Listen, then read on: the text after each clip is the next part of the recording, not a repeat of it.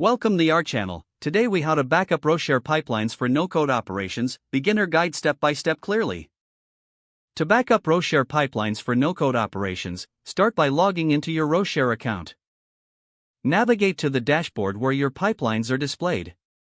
Identify the specific pipeline you wish to back up. Click on the pipeline to open its detailed view. Once inside, look for the Settings option in the menu. Select the Settings option to access pipeline configurations. Within the settings, locate the Export function. Click on Export to initiate the backup process. You may be prompted to choose the format for your backup file. Select the preferred format, typically CSV or JSON.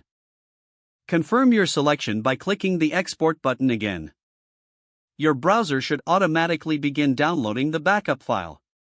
Once the download is complete, locate the file in your device's download folder. Open the file to ensure the data has been exported correctly. If necessary, organize your backup files into a dedicated folder for easy access.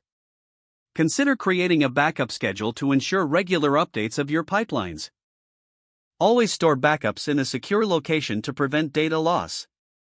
Regularly review and update your backups as your RowShare pipelines change.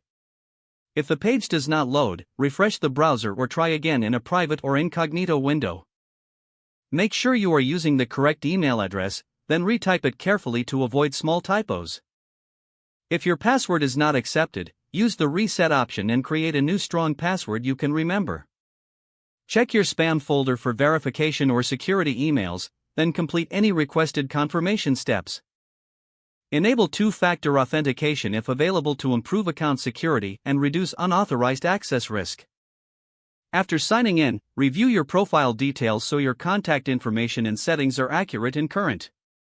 If you see an error message, note it down and try again after restarting your device and internet connection. Log out when you finish, especially on shared devices, to keep your account and payment information secure. If the page does not load, refresh the browser or try again in a private or incognito window.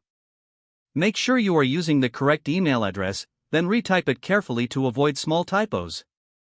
Don't forget to like this video and subscribe to our channel for more step-by-step tech guides.